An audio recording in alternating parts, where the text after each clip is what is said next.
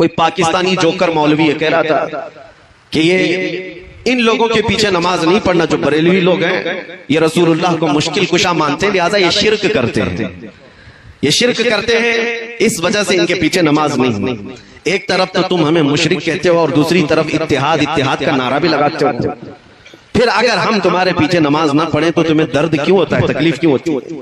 لیکن یہ جملہ مجھے بڑا سخت لگا کہ نبی پاک صلی اللہ تعالیٰ علیہ وسلم کو اگر آج کوئی مشکل کشا سمجھے، اپنی مشکلوں کا حل کرنے والا آقا سمجھے، تو یہ صاحب ہمیں مشرک قرار دیتے ہیں۔ پھر شرف الدین امام بوصیری کے بارے میں تمہارا کیا خیال ہے، جو لقوہ اور فالج کے اثر کے بعد اپنے بستر پر لیٹ کر کے حضور کی بارگاہ میں یوں کہتے ہیں، یا اکرم الخلق مالی من الوذ به سواک عند حلول الحادث العممی ولن یضیق رسول اللہ جاہک بی اذا الکریم تجلی باسم منتقمی۔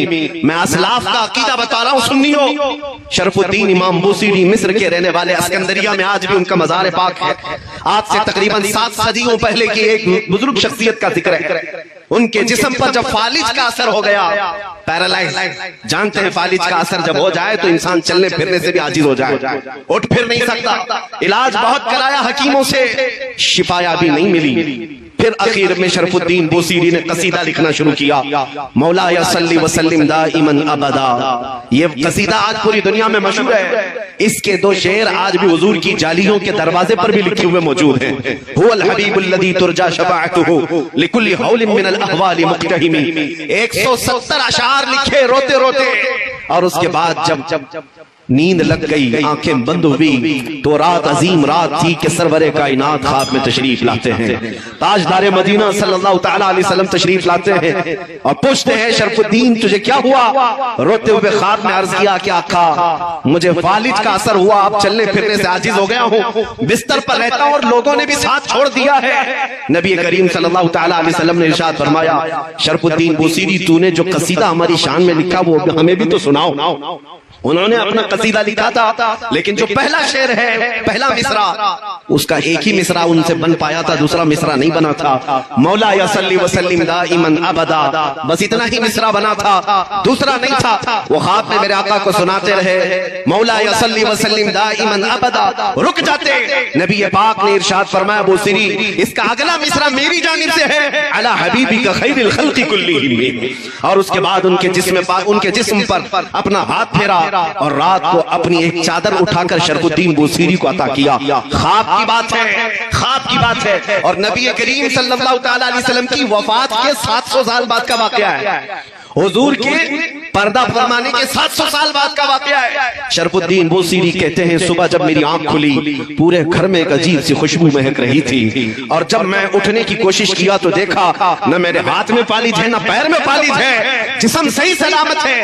خواب کی بات خواب ہوتی ہے، لیکن شرف الدین بوصیری کہتے ہیں میرا جسم بھی سلامت تھا، اور پھر میں غور سے دیکھتا ہوں تو میرے بستر پر رات کو عطا کی ہوئی میرے مصطفیٰ کی چادر بھی موجود تھی۔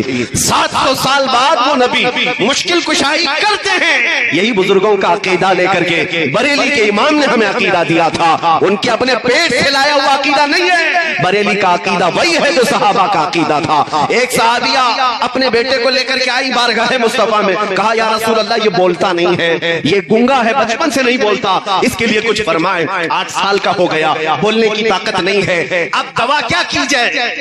جس کی زبان چلتی ہی نہ ہو، پیدائشی بولتا نہ ہو۔ نبی پاک کے پاس جب وہ خاتون آئی، میرے عزیزو آج ان لوگوں سے پوچھو وہ خاتون کیوں رسول اللہ کے پاس گئی؟ ارے زبان دینا تو اللہ کا کام ہے، قوت گویائی اللہ بخشتا ہے۔ صحابیہ تو مصطفیٰ کے دربار میں آئی ہے یہ عقیدہ دینے کے لیے، دیتا اللہ ہی ہے، دروازہ مصطفیٰ کا ہوتا ہے، کیونکہ میرے آقا نے فرمایا ہے انما انا قاسم واللہ یعطی، اللہ دیتا ہے اور میں تقسیم کرتا ہوں۔ وہ صحابیہ قریب آئیں حضور پاک صلی اللہ علیہ وسلم کے پاس اپنا بیٹا لے کر کے، حضور نے کیا علاج فرمایا؟ نبی کریم صلی اللہ تعالیٰ علیہ وسلم نے کیا علاج فرمایا؟